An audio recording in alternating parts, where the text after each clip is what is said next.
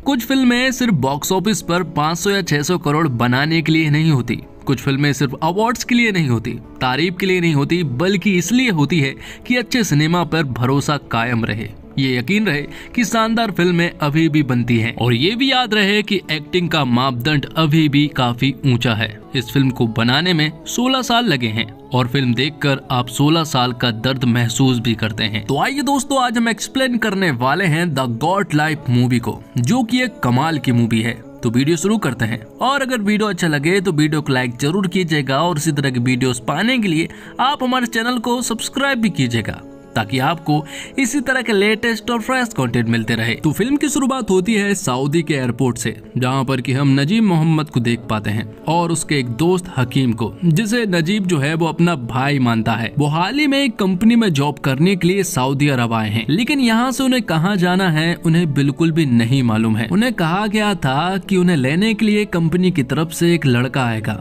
लेकिन फिलहाल तो वो नहीं आया है और इस अनजान देश में सभी लोग सिर्फ और सिर्फ अरबी बोलते हैं, जिस वजह से वो किसी की मदद भी नहीं ले पा रहे थे। लेकिन तभी यहाँ पर उन्हें एक हिंदी बोलने वाला आदमी मिलता है और नजीब के पास कंपनी के कुछ नंबर्स थे, इसलिए उस आदमी के द्वारा वो कंपनी के पास संपर्क करने की कोशिश करते हैं। लेकिन वो आदमी बताता है कि आज फ्राइडे है और फ्राइडे को यहाँ पर हॉलीडे होता है, जिस वजह से कंपनी में तो संपर्क नहीं किया जा सकता है। तो अब उन्हें ऐसा लगता है कि शायद कंपनी की तरफ से जो आदमी आने वाला है वो लेट हो गया है, इसलिए वो एयरपोर्ट के बाहर ही उसका इंतजार करने लगते हैं। और फिर थोड़ी देर के बाद यहाँ पर एक शेख आता है और वो उनसे अरबी लैंग्वेज में नाम और पता पूछने लगता है और वो उनसे कफील के बारे में भी पूछ रहा था। कफील दरअसल में बॉस या फिर साहब को कहा जाता है, लेकिन यहाँ पर वो कुछ भी जवाब नहीं दे पा रहे थे, जिस वजह से वो उनके पासपोर्ट ले लेता है। वो दोनों के नाम पढ़ता है और फिर उन दोनों को अपने साथ चलने के लिए कहता है। नजीब और हकीम को यहाँ पर ऐसा लगता है कि शायद ये वही बंदा है जो कि यहाँ से उन्हें लेने के लिए आया था, लेकिन यहाँ पर उन्हें एक छोटे से वाहन से ले जाया जा रहा था।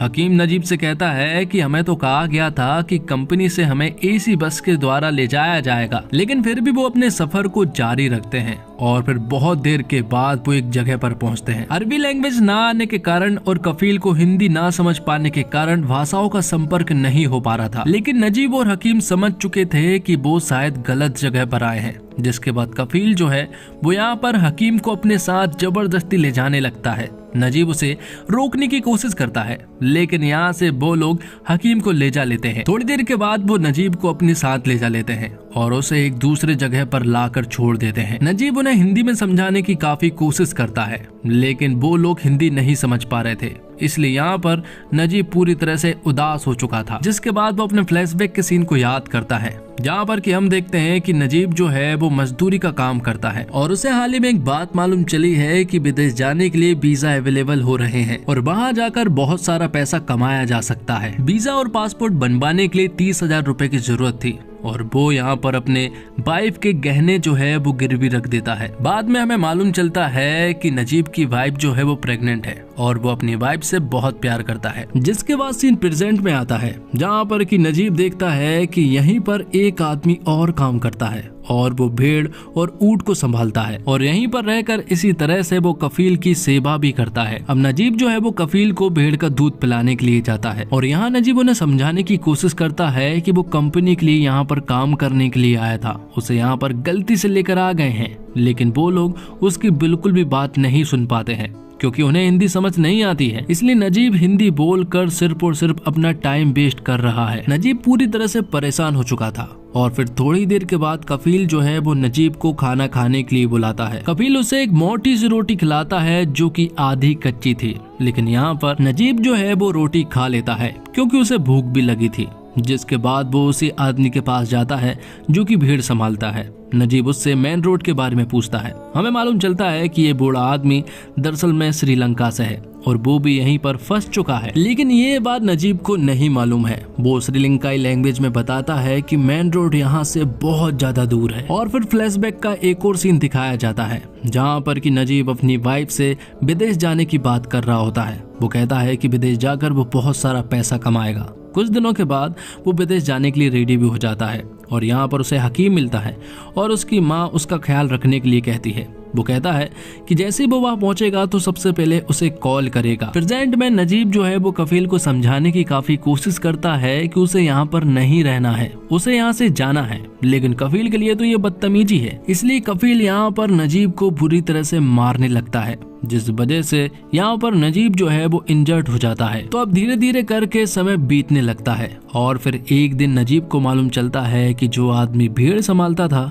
अब वो यहाँ पर उपलब्ध नहीं है, इसलिए अब वो सारे काम जो है वो नजीब को ही करने पड़ेंगे। और इन सब में सबसे बड़ा काम था भीड़ से दूध निकालने का, जो कि उससे बिल्कुल भी नहीं हो पा रहा था। जिसके बाद वो भीड़ को चराने के लिए ले जाता है, लेकिन यहाँ पर नजीब को एक बात समझ नहीं आ रही थी कि आखिर जो बूढ़ा आदमी था वो कहाँ पर गया है। तो अब सारे काम जो है वो नजीब करने लगा था। बूढ़ा आदमी जो काम करता था अब वो सारे काम जो है वो नजीब करने लगा था। और फिर कुछ समय बीतने के बाद नजीब की नजर पड़ती है शीशे पर, और शीशे को देखकर उसे मालूम चलता है कि समय बहुत बीत गया है, क्योंकि दाढ़ी बहुत बढ़ चुकी थी, बाल बहुत बढ़ चुके थे, इसलिए अब वो पूरी तरह से परेशान हो चुका था। उसे ऐसा लगने लगा था कि शायद अब वो यहाँ पर फंस गया है और वो यहाँ से कभी भी नहीं निकल पाएगा।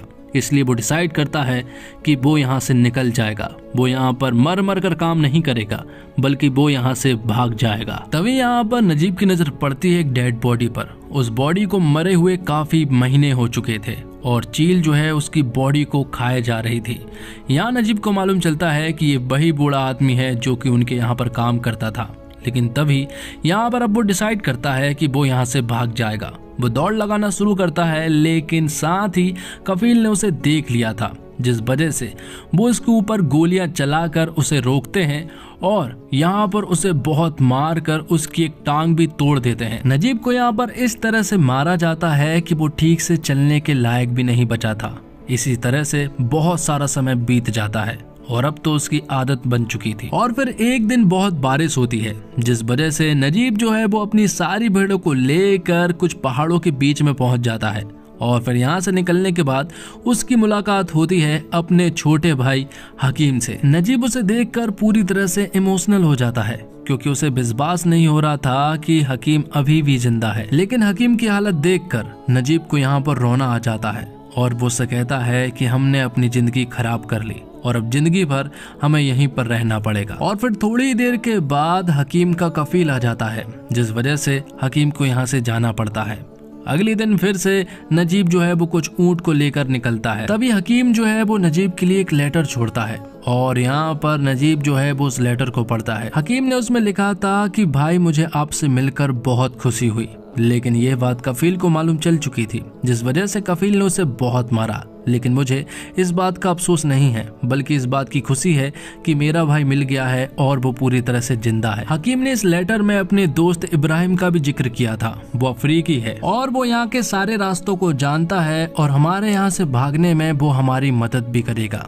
जिसके बाद इब्राहिम को दिखाया जाता है जो कि हकीम के साथ था और वो कहता है कि हम जल्दी यहाँ से भाग जाएंगे। थोड़ी देर के बाद यहाँ पर नजीब भी आ जाता है और हकीम उसे बताता है कि कफील के बेटे की शादी है, तब सारे लोग यहाँ से चले जाएंगे और सिर्फ हम ही रह जाएंगे और इसी का फायदा उठाकर हम यहाँ से भाग जाएंगे। इब्राहिम यहाँ के सारे रास्ते को जानता है, इसलिए हम आसानी से यहाँ से निकल सकते हैं। कुछ दिन बाद कफील के यहाँ पर एक आदमी आता है जो कि हिंदी समझता भी है और बोलता भी है। वो नजीब से कहता है कि कफील के बेटे की शादी है और तुम्हें भी बिरयानी मिलेगी। और थोड़ी देर के बाद वो सभी लोग यहाँ से चले जाते हैं। उनके यहाँ से जाने के बाद नजीब जो है वो सबसे पहले सुकून से नहाता है, क्योंकि वो लोग तो नजीब को ठीक से पानी तक नहीं पीने देते हैं। कुछ देर बाद हकीम भी यहाँ पर आ जाता है और वो नजीब से कहता है कि इब्राहिम ने बैग ले जाने से मना किया है, लेकिन यहाँ पर नजीब जो है वो बैग को अपने साथ ले जाना चाहता था। तो अब उनका सफर जो है वो शुरू हो चुका था। रात हो जाती है और रात को हकीम को बहुत जोर से प्यास लग जाती है और थोड़ी दूर चलने के बाद उन्हें बीच में एक टेंट दिखाई पड़ता है।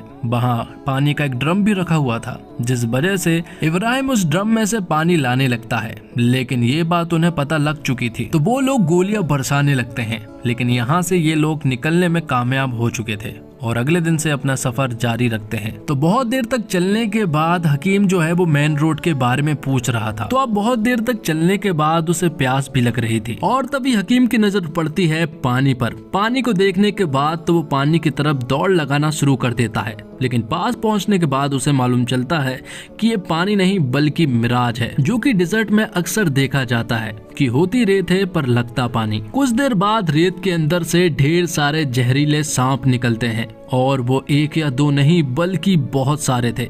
इब्राहिम यहाँ पर नजीब को एक जगह पर खड़े रहने के लिए कहता है और वो सारे सांप जो है वो नजीब के ऊपर से निकल कर जा रहे थे।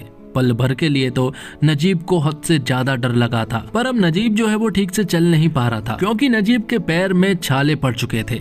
तब यहाँ पर इब्राहिम जो है वो अपनी जैकेट निकाल कर उसके पैर में बांध देता है, जिससे नजीब को थोड़ी सी राहत मिलती है और फिर बाद में वो अपना सफर फिर से जारी रखते हैं। लेकिन हकीम की हालत पानी ना मिलने की वजह से बिगड़ती जा रही थी। किसी भी हालत में उसे पानी चाहिए था, तो हकीम जो है वो चलने में पूरी तरह से असमर्थ था। इसलिए इब्राहिम जो है वो हकीम को अपने कंधे पर उठा लेता है। उसे बहुत जोर से प्यास भी लगी थी, इसलिए इब्राहिम जो है वो यहाँ पर हकीम को अपना पसीना पिलाता है। और तभी रास्ते में हकीम की नजर पड़ती है कुछ बिल्डिंग्स पर। उसे ऐसा लगता है कि हम हमारे मंजिल की बहुत नजदीक है। उन बिल्डिंग्स को देखकर हकीम जो है वो पूरी तरह से खुश हो गया था और उन बिल्डिंग्स की तरफ यहाँ पर हकीम जो है वो दौड़ लगाना शुरू कर देता है। लेकिन ये सिर्फ और सिर्फ हकीम का वहम था और दौड़ते दौड़ते उसकी तबीयत और ज्यादा बिगड़ जाती है। उसके मुंह से खून निकलने लगता है और यहीं पर उसकी डेथ हो जाती है। और हकीम को इस तरह से मरता देख नजीब को बहुत ज्यादा बुरा लगता है क्योंकि वो हकीम को अपना भाई मानता था। थोड़ी देर के बाद यहाँ पर एक बहुत बड़ा तूफान आता है और ये लोग उस तूफान की चपेट में भी आ जाते हैं, लेकिन जैसे तैसे ये लोग उस तूफान से बच जाते हैं। वो दोनों तूफान से बच तो गए थे, लेकिन हालात अब इतनी ज्यादा बुरी थी कि 2 कदम तक नहीं चले जा रहे थे। हालात अब बद से बदतर हो चुके थे और तभी यहाँ पर उन दोनों की नजर पड़ती है कुछ हरियाली पर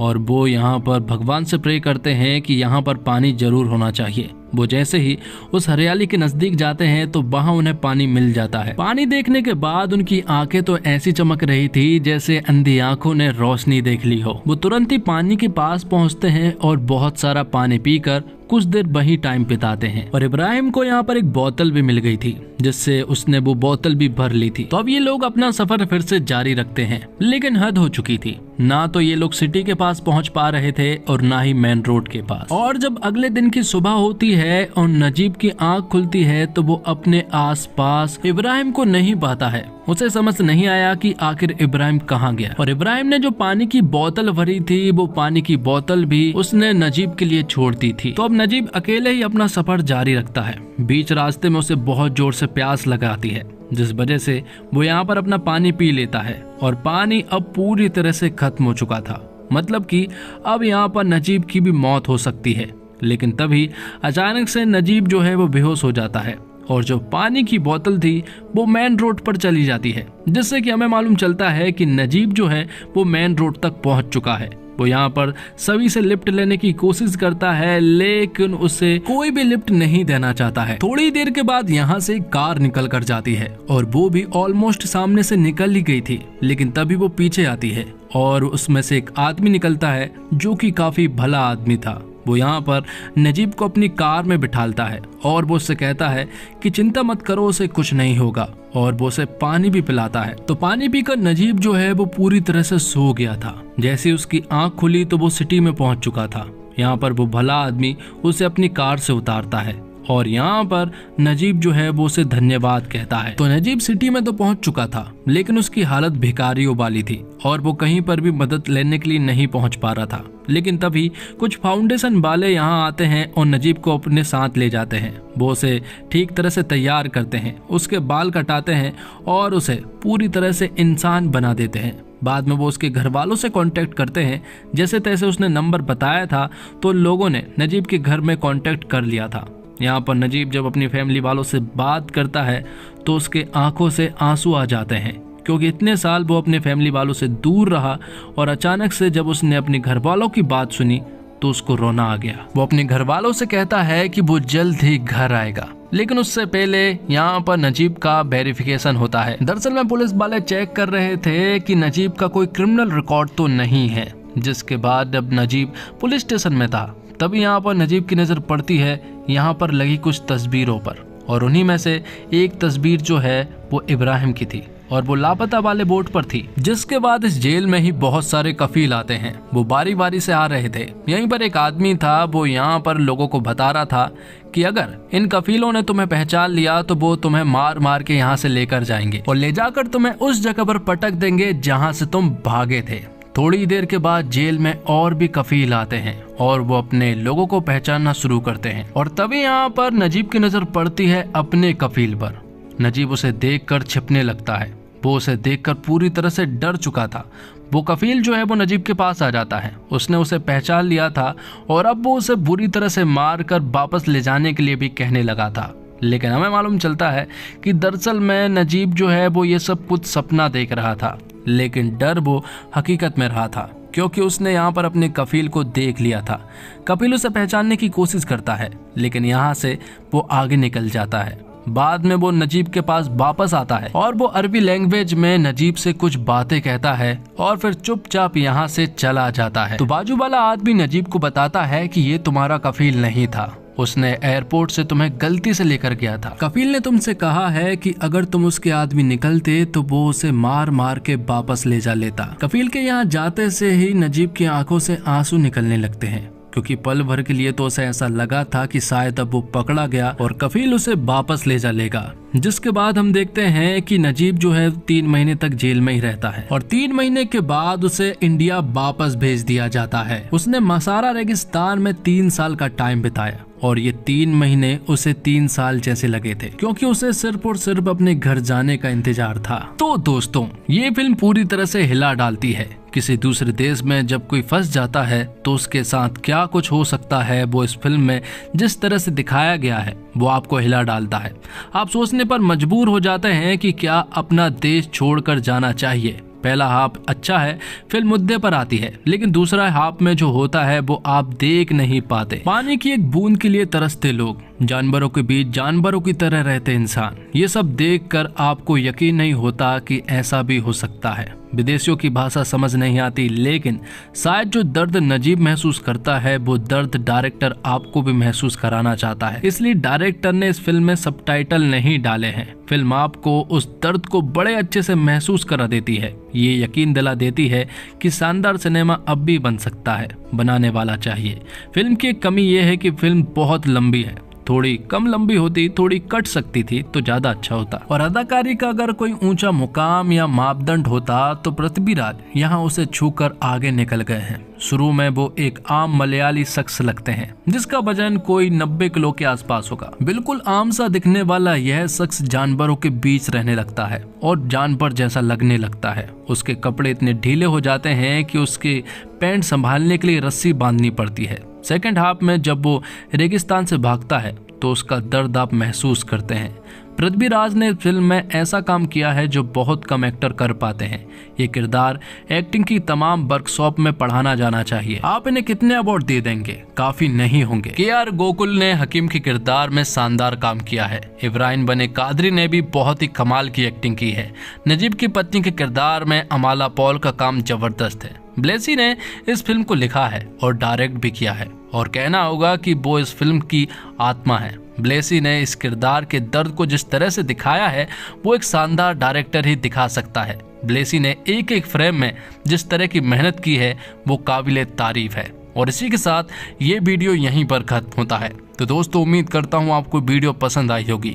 ये फिल्म कैसी लगी कमेंट्स बॉक्स में जरूर बताइएगा। तो मिलते हैं एक और कमाल की वीडियो के साथ, तब तक के लिए आप हमारे चैनल के साथ बने रहिए। धन्यवाद। जय हिंद, जय भारत, जय श्री राम।